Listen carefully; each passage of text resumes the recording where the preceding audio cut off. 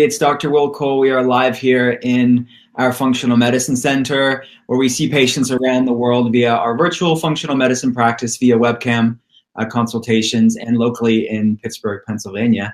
And today we have my friend Donna James. How the heck are you, Donna? I never see you. I see your face. I feel like I see you all the time, but I actually don't see you in person very often. I know. Well, I realized we've known each other since 2012 because you and I were one of the first ones to start writing for Mind Body Green. And you're still writing, like it's 2018, and you're still writing. And you have a lot of knowledge all being shared and disseminated. I just never shut up writing, I guess. But I know, we're like the OG Mind Body Green crew. So tell everybody who Donna James is and what you do. Tell everybody. Okay, so my background is as a functional medicine nutritionist and cognitive behavioral therapist. So both of those modalities complement each other. As you know, functional medicine is about getting to the core root of the imbalance in the body, the physical imbalance in the body. And CBT is about getting to the core beliefs behind why you think a certain way. So they're a really good pair. And I draw on both of those when I'm working with clients like you. And I've recently just had a book come out. It came out a week ago called The Archetype Diet, which is specifically focused on women. And it has a spin that it is on fat loss, weight loss, but it's much more about the mind work here. Like, it's like, why do your patients or just people in particular know what it is that they're supposed to eat? Like, most of us know that we're supposed to eat lots of vegetables and cut down on the carbohydrates, but we can't do it, right? There are things that continually trip us up. And it tends to be life. And as I sat in my practice and I was listening to these women, and these are very smart women, and they really have a goal. They want to get somewhere, and they just couldn't. At the core of it, I realized that it came down to our identity. Like, where did we source our self-worth from? Because that created our identity. And there are 4 ways that we source our self-worth. 1 is through success and achievement. 2, by being there for others and caring for others. 3, by our physical body, our appearance. And 4, by being very intuitive, creative, and different. So they're like the 4 key ways. And they're where we source our self-worth from. So they're where we get rewarded. So that means we're going to behave in a way to elevate our sense of self, to elevate that reward. So Dr. Will, I can see all of your degrees behind you. Right?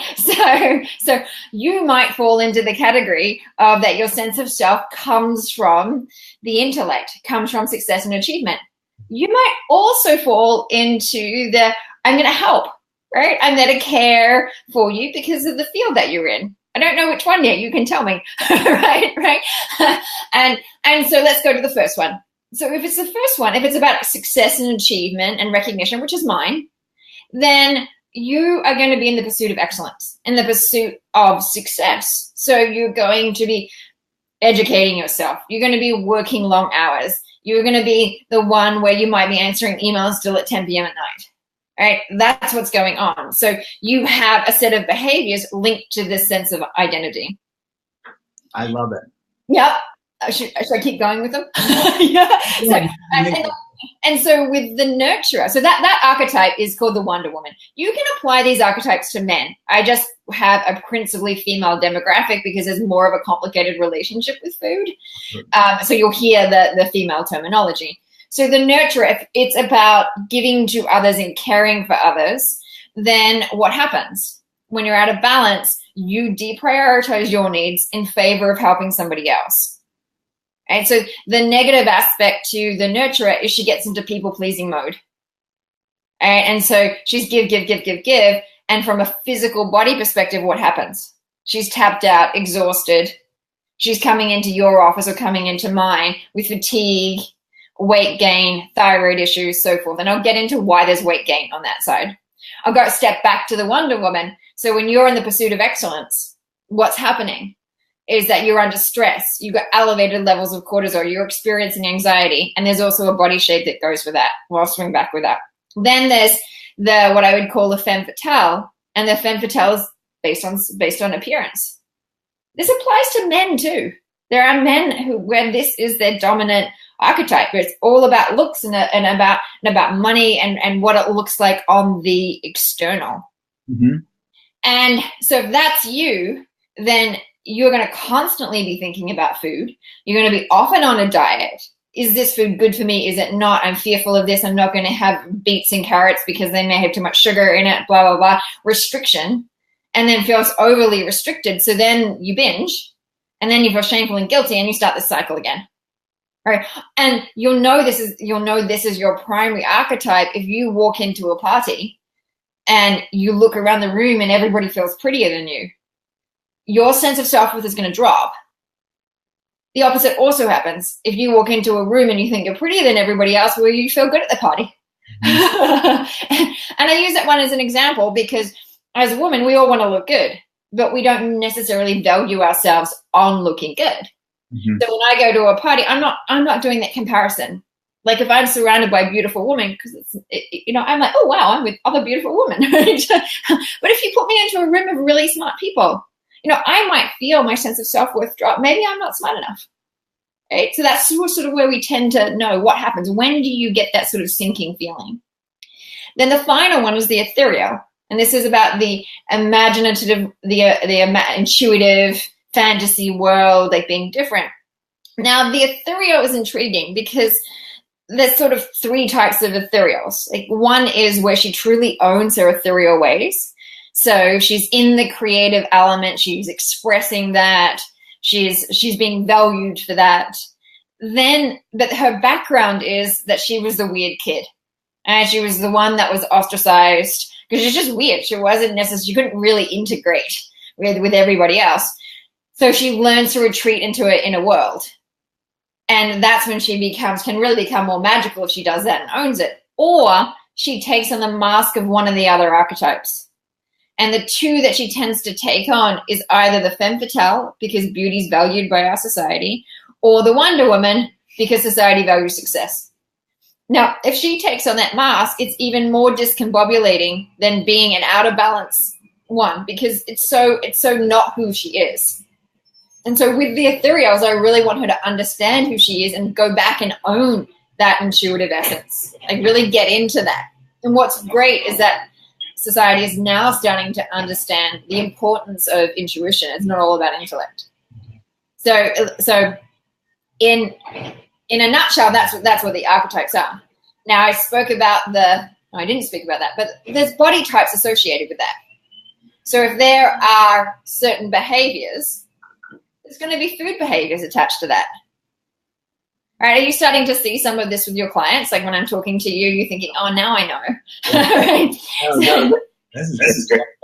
So like with the Wonder Woman, if she's cortisol dominant, like where would she store her body fat? In her midsection. Yeah, totally. In her midsection. Right? And so that's how you can tell. Like I want people to be able to read their body fat rather than getting ashamed by it or annoyed by it. It's like, oh, it's telling me something. Because body fat is the most innocuous effect of a health imbalance. Right? If you don't stop to check in with the body fat, there's more issues that happen. So if you're starting to see body fat around that abdominal area, it's like, oh, my stress levels are up, right? I need to rebalance my cortisol levels if I want to get rid of the body fat from this area.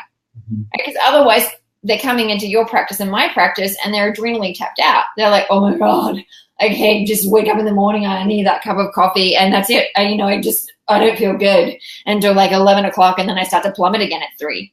Right? That's your typical Wonder Woman. So she's got a particular body type.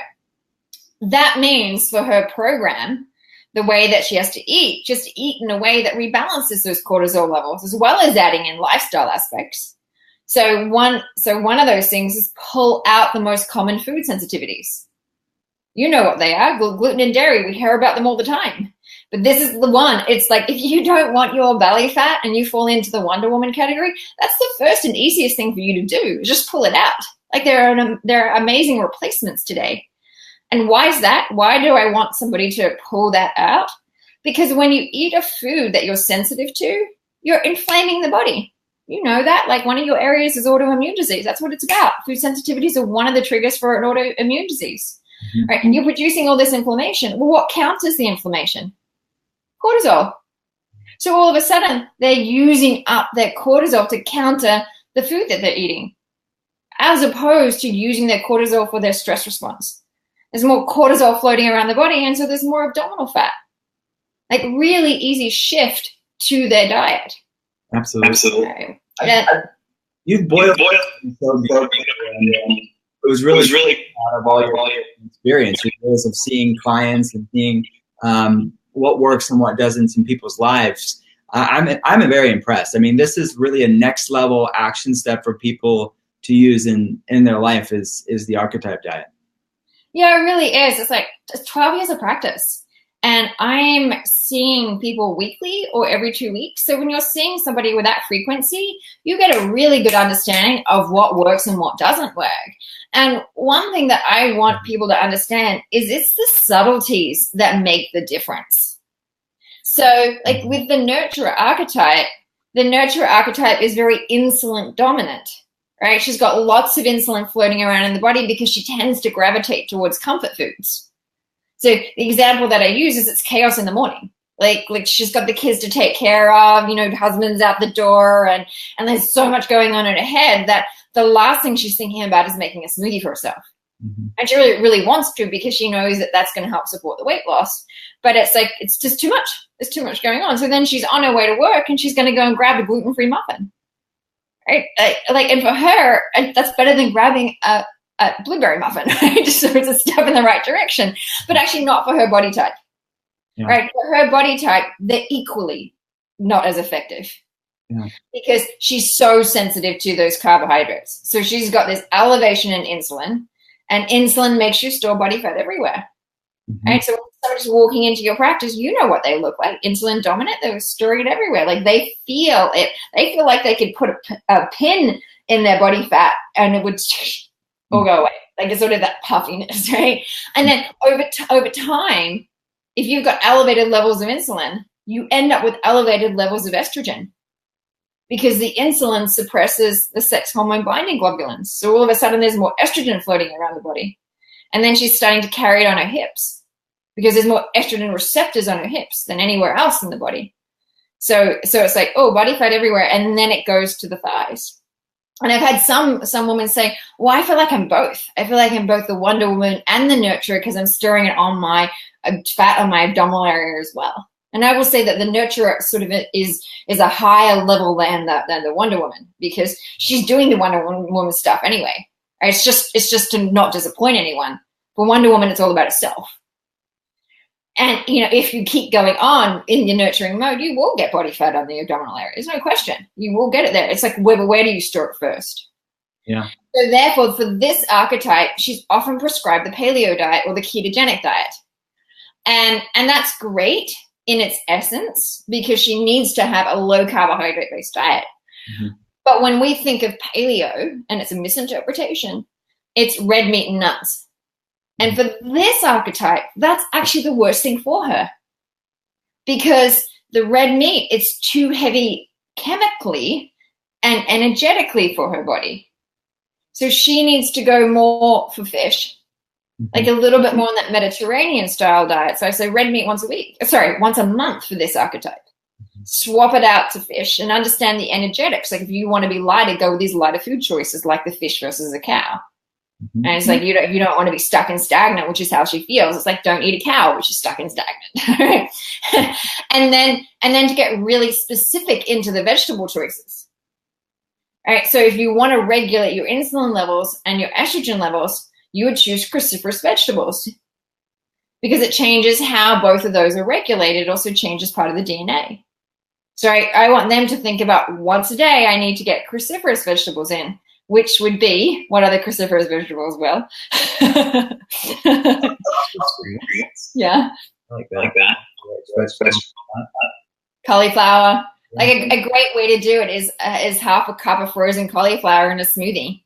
Mm-hmm. All right. So if you got that, and cauliflower makes it really creamy, it's fairly tasteless when it's frozen. All of a sudden you've done it, right? You've already included the cruciferous vegetables. Yeah. No, and sometimes, journalists will interview me on this and I'll put them on a program and they'll go, this just can't be right. Like, how can adding in some cruciferous vegetables and taking a supplement of DEM, which also helps to regulate the estrogen levels, sort of help to shift the shape of my thighs?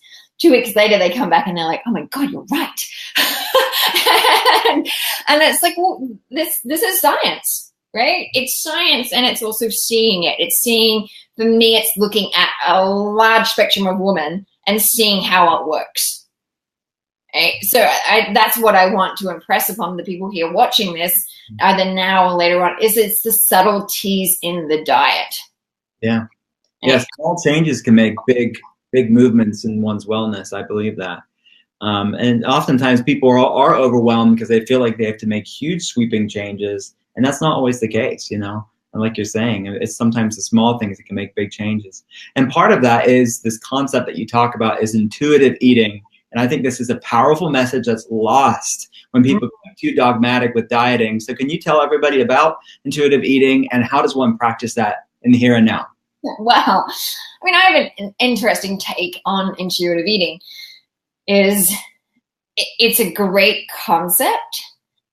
But when your body isn't balanced, it's really challenging to be intuitive, right? Because if you hear, well, just listen to what your body is saying. But if you have candida or gut microbiome imbalance, you're going to be craving sugar like a lunatic. And does that mean you should eat the sugar? The answer is no. If you haven't eaten for 7 hours, you ate lunch at 1 and dinner's not until 8, and by the time it comes to 8 o'clock, you are going to be super hungry because your blood sugar levels are way too low, and therefore you're going to want to just go and shove half a container of almond butter in your mouth. Right? And so that's where I go, well, let's redefine intuitive eating. It's not what your body is craving, because you can do that when it's physically balanced, but not when it's out of balance. So my suggestion is have a guideline to start with. And what I recommend is that people eat approximately every 3 hours, breakfast, lunch, and dinner, and then 2 really small snacks. And for those snacks to be very nutrient dense and no greater than the number of calories of their ideal weight. So if somebody wants to get to 140 pounds, then it's 140 calories, and nutrient dense, like fruit, fat, vegetable. Like, it's not an opportunity to go and shove pretzels in your mouth. It's an opportunity to drink a green juice and get a whole host of,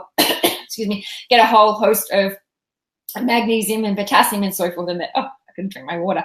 Just have a bottle.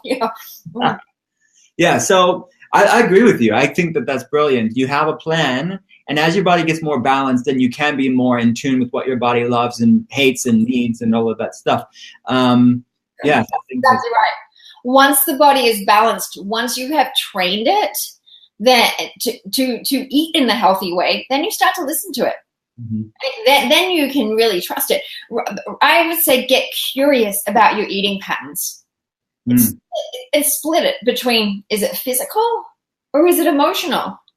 Like, understand that. So for all, like my Wonder Woman archetype, she's often a reward eater.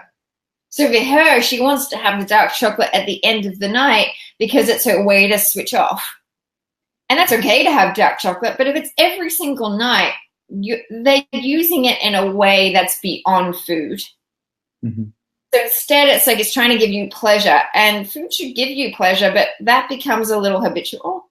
And there are other ways to bring pleasure into your life versus just the food. Yeah. If it's because you need to switch off, well, what else? First and foremost, give yourself permission to switch off. That's often what's not done. And so I need a glass of wine to do that. Just give yourself permission to switch off. Right? Allow yourself to go and take a luxurious bath. Allow yourself to go and buy yourself some flowers. Allow yourself to sit down with a novel to read it. Like, take that time out. Right? Otherwise, you just find yourself in food, trying to give you some pleasure that one, you really want to access it from other non-food sources.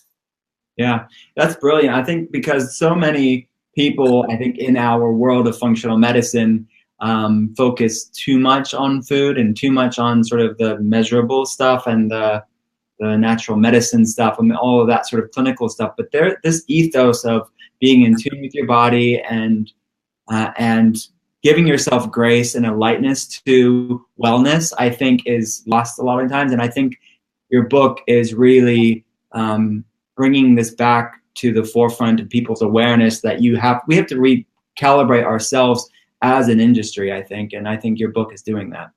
Thank you very much.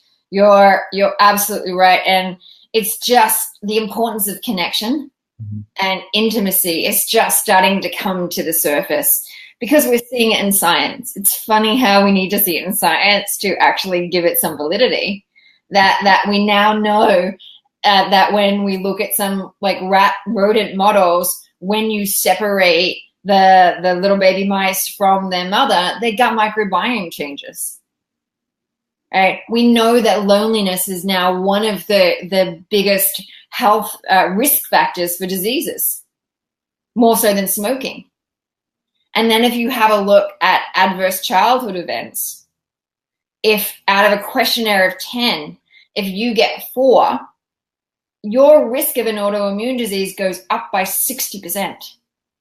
So we have to start looking at the behavioral aspect and the emotional aspect and how that influences chronic health or chronic disease states. We no longer can just look at the biochemical aspect of it because it's like, what's behind that? Why is it that your cortisol levels are elevated? Why is it that your insulin levels are elevated? Why is it that you have this inflammation? Now, maybe the inflammation in the body is from food sensitivities or gut microbiome imbalance or something like that, or your liver is not able to detoxify. Well, there's going to be a physical piece to that, but what's the mind piece? Yeah. Under stress, what I see, and you might see this in your practice, that when somebody's gone through some type of trauma, whether it's a divorce or a really tough breakup, their gut microbiome will look like somebody has taken a course of antibiotics for like 6 months. The good bacteria just drops. And I'm like, I see it and I go, wow, did you just take a whole lot of like antibiotics? It's like, did you just have Lyme disease and spend a year on antibiotics? And they're like, no. And they will explain what the emotional aspect of it is. And being a clinician, we get to see this. We start to see patterns. And it's like, oh, wow, holy hell, okay, we need to replete you. We need to work on the mind. We need to get you connected. Like all of those other softer pieces are equally as important as to what we're doing with the food and the exercise and the meditation and the supplements. Mm-hmm. And I love that you've really encapsulated your knowledge in this book, because I remember speaking to you a few years ago and you were working on this book. I mean, this was not rushed just to get a book out. This was thoughtfulness embodied and experience embodied. So I really do appreciate that as well. Thanks. Well, yeah, it was a 5-year process. Yeah, that's powerful. I mean, that's a lot of experience put in a book form.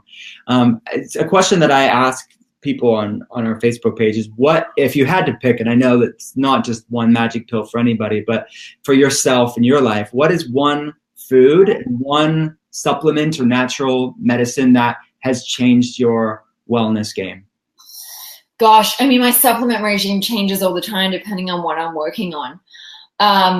I fly a lot. I travel between New York and LA, and I would say that a very simple supplement of magnesium is really fundamental for me, because travel just stuffs up my bowel movements. Right? So magnesium is really powerful for that.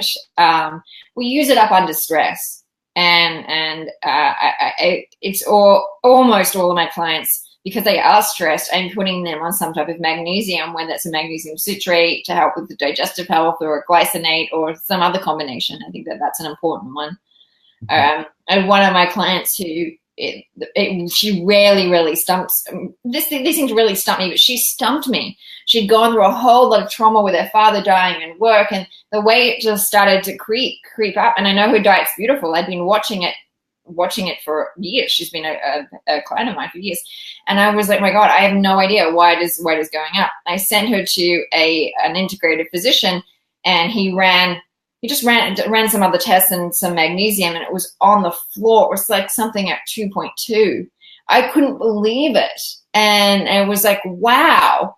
like, this makes sense. And so she's now taking magnesium salt baths. She's about to give her an IV of some magnesium. We only found this out on Friday. And it's like, wow, this is really, really important. She's just chewed it up through just the sheer amount of stress that she's been under. And food. What's a food? I mean, that's a difficult one too. I'm just going to put it in and say, like, all of your plant-based foods, like your vegetables, there's not one in particular. To me, it has to be the variety. Like, the body needs variety. There are two ways that we get dopamine from food. One is from sugar and one's from new foods. So the more new foods that you can introduce, the better for you, because the body's smart.